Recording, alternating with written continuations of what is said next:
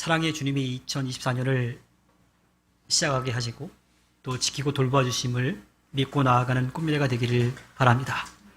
주님은 변함없이 우리 곁에서 함께 하시며 우리를 지키고 돌보아 주십니다.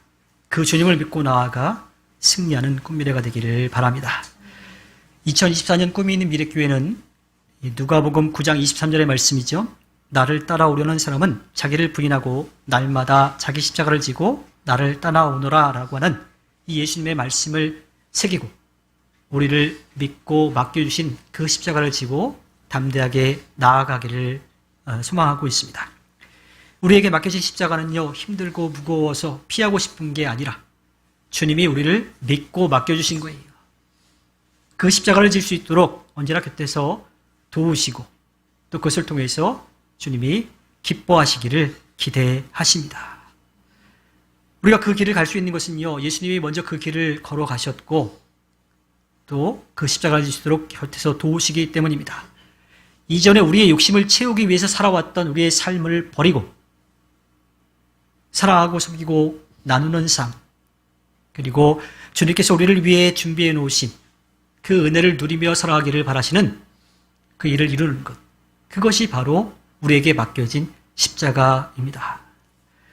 성령의 도우심을 힘입어서 우리를 사랑하시는 하나님의 자녀로, 또한 먼저 보여주시고 따르라고 말씀하신 예수 그리스도의 제자와 증인의 삶을 살아가서 주님의 아름다운 뜻으로 가는 우리가 되기를 바랍니다. 그것이 그렇게 해서 지치고 힘든 게 아니라 우리에게 승리가 됨을 꼭 기억하며 나아가시기를 바랍니다. 앞으로 우리는 예수님이 우리를 위해 이 땅에 낮고 낮은 모습으로 오신 그 약속, 또 그 약속을 이루어가는 그 말씀들을 통해서 주님의 뜻을 좀 더 알아가기를 바랍니다. 알아가려고 합니다.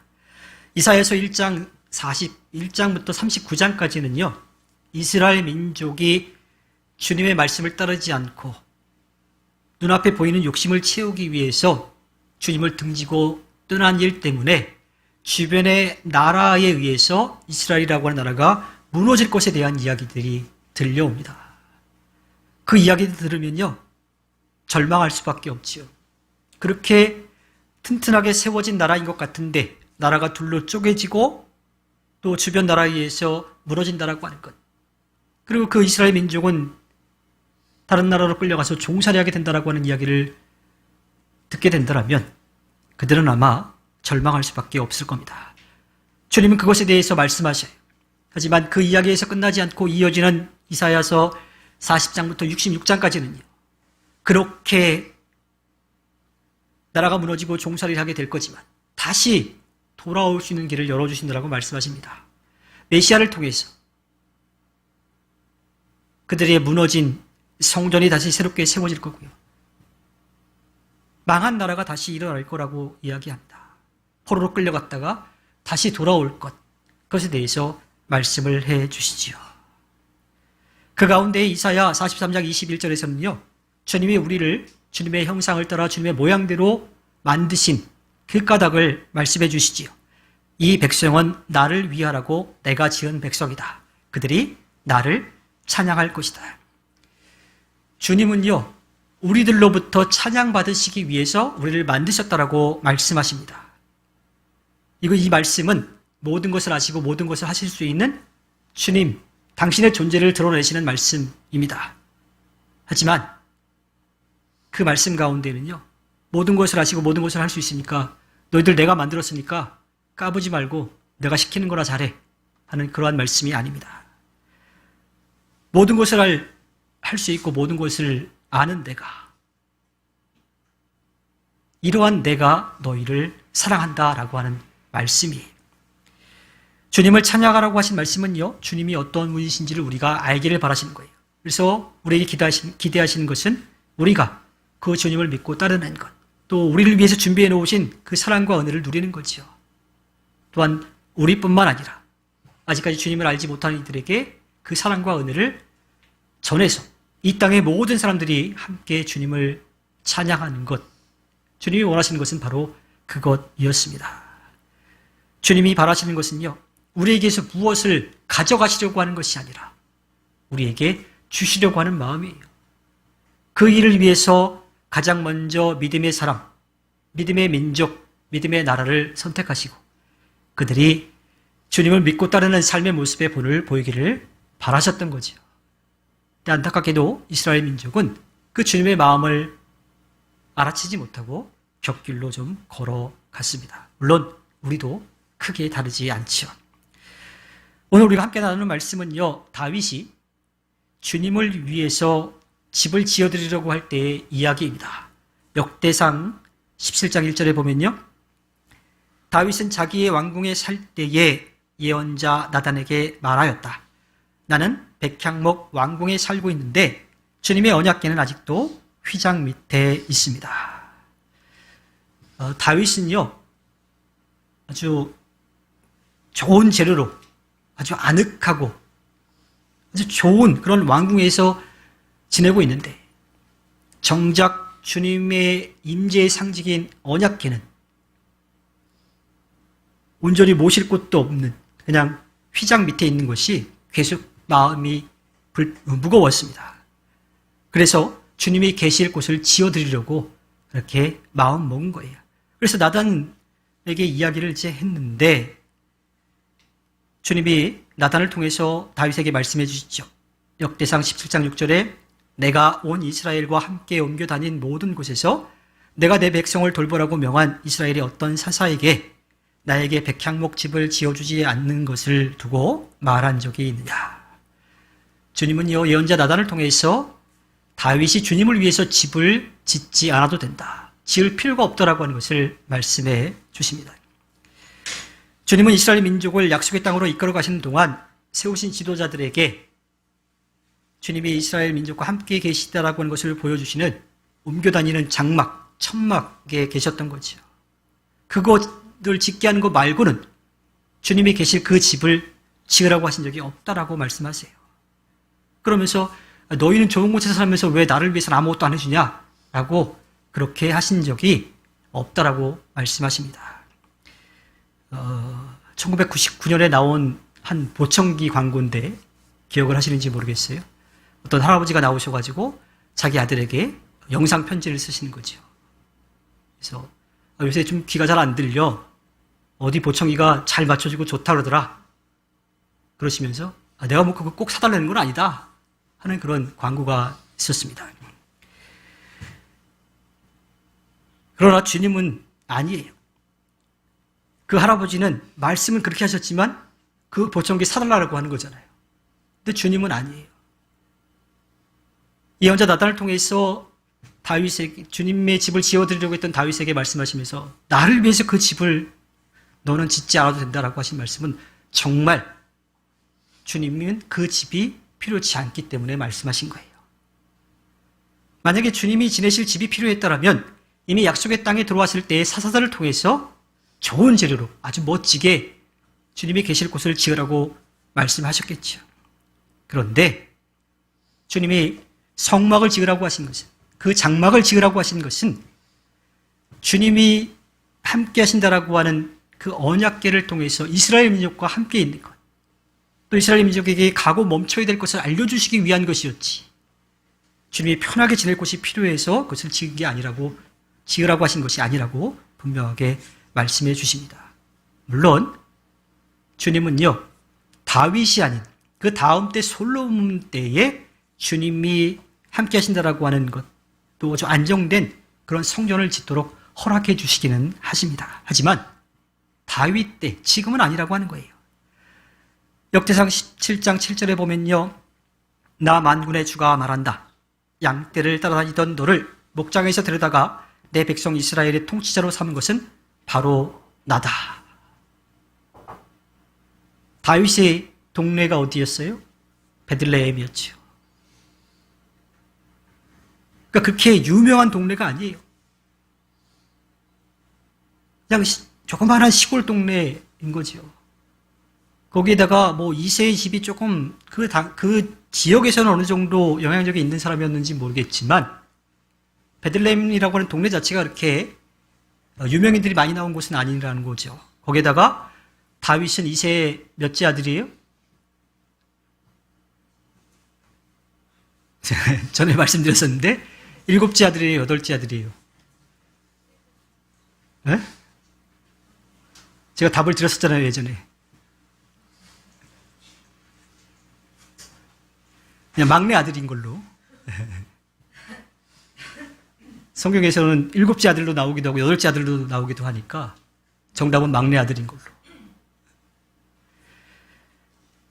이 막내 아들이라고 하는 것 자체가 그렇게 집안에서도 인정받지 못했던 그러한 다윗이었다라고 하는 거예요. 그런데 그렇게 작은 다윗을 이스라엘의 왕으로 세워주신 분이 바로 주님이시라고 말씀을 하십니다. 다윗은요, 어렸을 때부터 형들 대신에 들에서 이 양들을 돌보는 돌보는 가운데 주님이 어떠한 분이신지를 알았어요.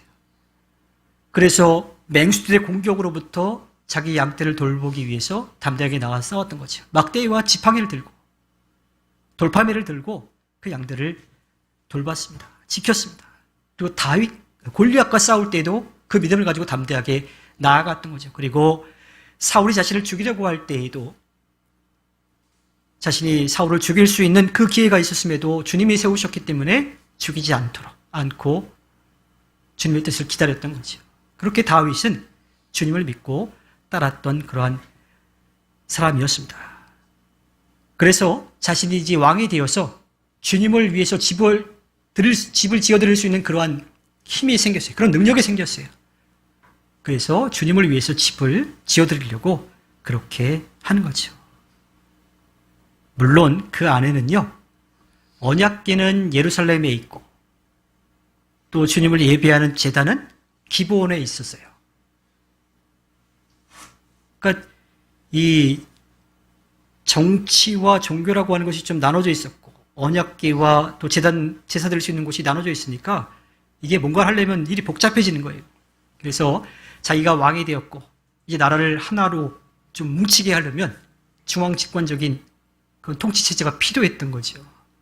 그런 정치적인 계산으로 예루살렘에 주님의 언약궤를 모실 수 있는, 제대로 모시고 또 제사할 수 있는 제단을 만들고 싶은 그런 마음도 분명히 있기는 했습니다. 요즘 보니까 후보자들이 명함을 들고 인사를 다니는 거 보니까 이 22대 국회의원 선거가 다가온 것 같습니다. 4월 달에 있죠. 정치인들의 모습을 보면요, 그 자리에 오르기 전까지는 자기 속내는 좀 숨기고서 정말 국민들을 위해서 여러 가지 많은 일들을 할 거다라고 이야기를 보통 하죠. 물론 그 공약들을 잘 지켜가는 분들도 많이 계시긴 하겠지만 적지 않은 수가 되기 전하고 되고 난 다음에 많이 달라지는 모습들이 좀 보이잖아요.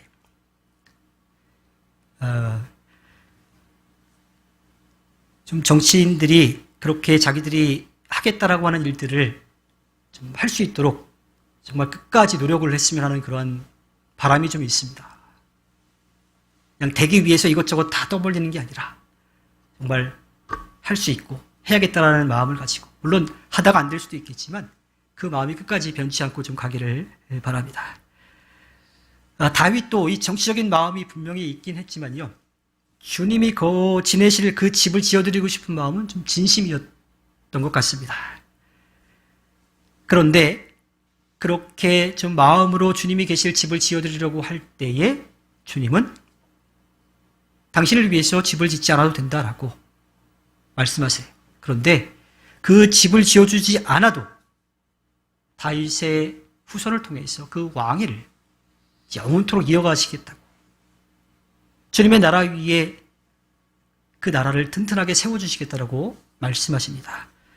오늘 우리가 함께 나누는 말씀은 역대상 17장 8절부터 13절의 말씀을 제가 천천히 다시 한번 읽어드리겠습니다.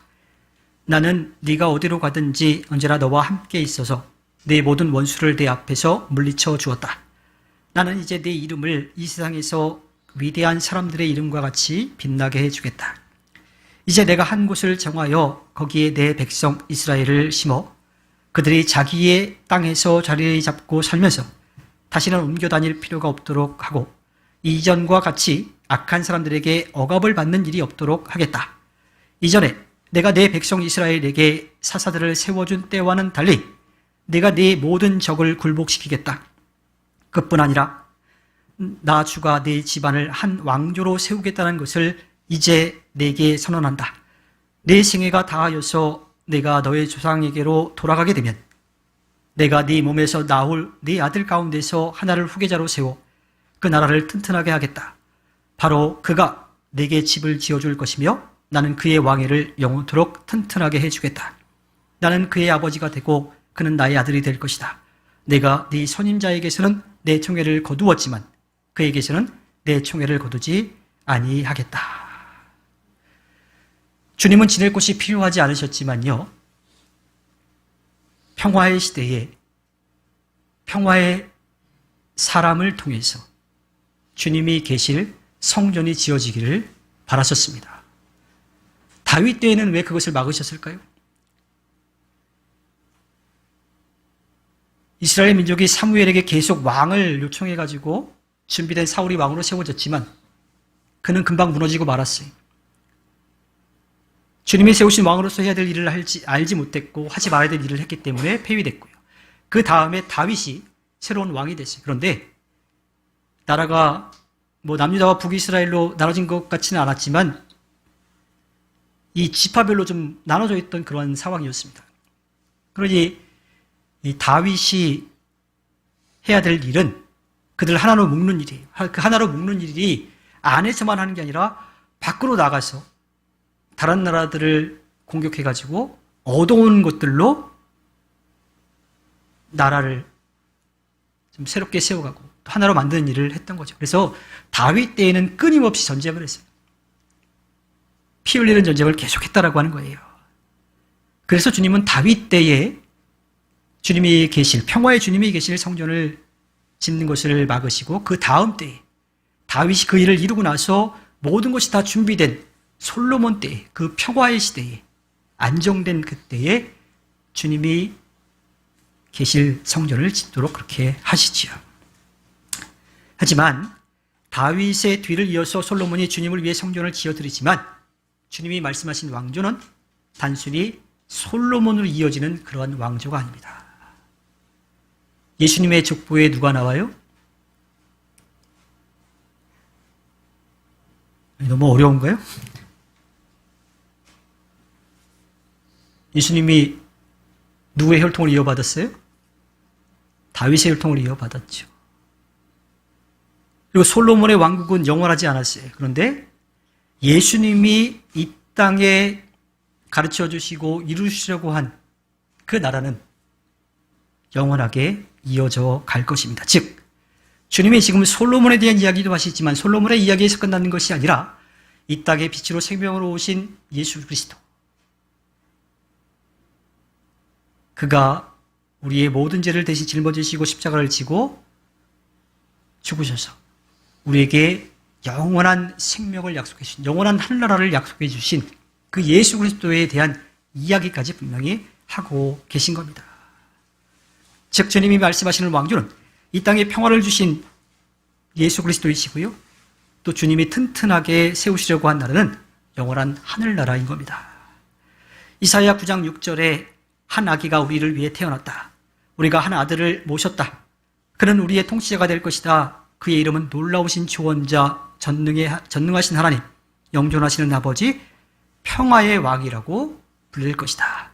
스가랴 9장 9절부터 10절에 도성아, 도성 시온아, 크게 기뻐하여라. 도성 예루살렘아, 환성을 울려라. 네 왕이 내게로 오신다. 그는 공의로우신 왕, 구원을 베푸시는 왕이시다. 그는 온순하셔서 나귀, 곧 새끼 나귀인 어린 나귀를 타고 오신다. 내가 에브라임에게에서 병거를 없애고 예루살렘에서 군마를 없애며 전쟁할 때에 쓰는 활도 꺾으려 한다.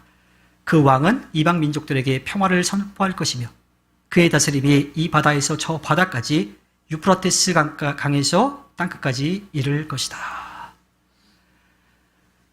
우리가 하나님의 뜻을 거슬러 하나님과의 관계를 깨뜨렸지만 우리를 사랑하시는 하나님은 아들을 보내주셔서 그 깨어진 관계를 다시 회복시키시고 그 갈등, 나누어진 것을 다시 하나로 만드시고 또 평화를 이루도록 하셨지요. 그 평화의 왕, 그 평화의 나라가 올 것에 대해서 분명하게 말씀해 주고 계십니다. 그런데 역대상 17장 14절에 보면요. 오히려 내가 그를 내 집과 내 나라 위에 영원히 세워서 그의 왕위가 영원히 튼튼하게 서게 하겠다라고 말씀하십니다. 그 다윗이 주님이 자기에게 해준 것에 대해서 너무 감사한데, 그런데 주님은 거할 곳이 없고 자기는 너무 편하게 지내고 있으니까 자기가 가진 것을 모두 다 들여서 주님이 계실 그 집을 지어드리려고 하는데 주님이 그걸 막으셨단 말이에요. 그리고 도리어 하시는 말씀이 다윗의 왕위를 이어갈 솔로몬을 주님의 집과 주님의 나라를 위해 튼튼하게 세워주시겠다라고 그렇게 말씀하는 거예요. 이 같은 이야기가 나오는 사무엘하 7장 16절에 보면요. 이렇게 되어 있습니다. 네 집과 네 나라가 내 앞에서 영원히 이어갈 것이며 네 왕위가 영원히 튼튼하게 서 있을 것이다. 차이를 아세요? 앞에 말씀 다시 한번 볼까요? 역대상 17장 내가 그를 내 집과 내 나라 위에 영원히 세워서라고 하고요. 사무엘하에는 어떻게 돼 있어요? 네 집과 네 나라가 내 앞에서 영원히 이어갈 것이며 주체가 다르죠. 우리가 아까도 다윗이 이세의 몇 번째 아들이냐라고 하는 이야기를 했을 때 일곱째 아들이냐 여덟 번째 아들이냐 좀 다르게 나온 것에 대한 이야기를 했었는데 그때도 말씀을 드렸지만 성경 기록자 사무엘서 기자와 역대기 기자가 관점을 달리해서 전하고 있기 때문입니다. 사무엘서 기자는 다윗을 주체로 전하지만 역대기 기자는 주님이 주체가 되셔서 다윗의 집과 나라를 영원히 세워서 영원히 튼튼하게 서게 하신다라고 전합니다. 같은 이야기를 역대기 기자는 사무엘서 기자보다 주님이 역사를 이끌어 가시는 것에 더 힘주어서 말하고 있는 거예요. 주님이 우리를 사랑하시는 것은 바로 그렇게 사랑하시는 거예요. 너희가 나를 먼저 사랑했기 때문이라 내가 너희를 먼저 사랑한다라고 말씀하시는 거죠. 그러니까 다윗이 주님을 위해서 무언가를 해드리기를 그걸 기대하시는 것이 아니라 주님이 먼저 해주시겠다라고 말씀하십니다. 내가 지어주겠다. 내가 그 나라를 영원히 튼튼하게 세워주겠다라고 말씀하십니다. 주님을 찬양하도록 우리를 지으신 것은요. 주님이 높임을 받으시는 것은 당연한 것이고요. 우리가 주님을 찬양함으로써 주님의 사랑이 온 땅에 전해지기를 바라시는 겁니다. 다윗은 주님의 그 마음을 시편 100편에 담아서 전합니다. 시편 100편의 말씀을 우리 같이 한번 보겠습니다. 시편 100편 1절부터 5절 말씀 우리 함께 보겠습니다. 시작. 온 땅아 주님께 환호성을 울려라. 기쁨으로 주님을 섬기고 환호성을 울리면서 그 앞으로 나아가서 너희는 주님이 하나님이심을 알아라. 그가 우리를 지으셨으니 우리는 그의 것이요 그의 백성이요 그가 기르시는 양이다. 감사의 노래를 부르며 그 성문으로 들어가거라. 찬양의 노래를 부르며 그 뜰 안으로 들어가거라. 감사의 노래를 드리며 그 이름을 찬양하여라. 주님은 선하시며 그의 인자하심이 영원하다. 그의 성실하심이 대대에 미친다. 우리가 전에도 이 시편 100편의 말씀을 거꾸로 한번 본 적이 있어요. 그러니까 주님이 이루하시기 때문에 우리가 찬양한다라고 하는 거예요. 그 다윗의 고백을 거꾸로 다시 한 번 더 우리가 주님을 찬양해야 될 이유를 다시 한 번 더 고백하기를 원합니다. 좀 말씀의 주어나 이런 것들을 좀 바꾸어서 다시 한번 고백해 보겠습니다. 시작. 주님은 선하시며 주님의 인자하심 영원하십니다. 주님의 성실하심 대대에 미칩니다. 감사의 노래를 드리며 주님의 성문으로 들어갑니다. 찬양의 노래를 부르며 그 뜰 안으로 들어갑니다. 감사의 노래를 드리며 주님 이름을 찬양합니다. 우리는 주님이 하나님이심을 압니다. 주님이 우리를 지으셨으니 우리는 주님의 것이요 주님의 백성이요 주님이 기르시는 양입니다. 기쁨으로 주님을 섬기고 환호성을 올리면서 그 앞으로 나아갑니다. 온 땅아 주님께 환호성을 올려라. 주님이 우리를 지으신 목적, 또 우리가 주님을 찬양하는 마땅한 이유, 그리고 그 찬양을 통해서 주님이 기대하시는 것. 다윗의 고백 가운데 담겨 있고 이것이 우리의 고백이 되기를 바랍니다. 그 일을 통해서 이 땅에 우리를 위해 사랑하는 아들을, 더 큰 사랑이 필요한 우리를 위해서 보내주신 거죠. 다윗에게 그것을 약속해 주셨습니다. 우리가 주님을 찬양하는 이유는 분명합니다. 우리가 주님을 위해서 다 드려도 모자란데 주님이 우리에게 바라시는 것은 우리에게 베풀어 주신 그 사랑과 은혜를 누리는 거죠.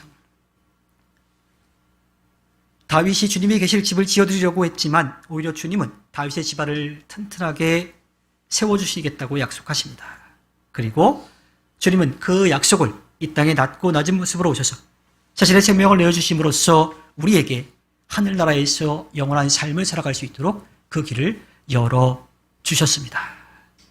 주님은 우리보다도 우리를 더 잘 아셔서 우리를 지키고 돌보아 주십니다. 우리를 사랑하십니다. 그 믿음으로 소망을 품어 사랑하는 꿈이 있는 미력교회가 한 걸음 더 나아가서 우리를 믿고 맡겨주신 십자가를 기쁘게 지고 나아가 주님께 기쁨을 드리는 그 삶을 살아내기를 바랍니다. 주님은 우리에게 뭔가를 빼앗아가거나 얻어가려고 하시는 것이 아니라 주시려고 하는 그 마음을 알아서 우리도 그것을 누리고 전하여서 주님께 기쁨을 드리는 꿈미래가 되기를 주님의 이름으로 부탁드립니다.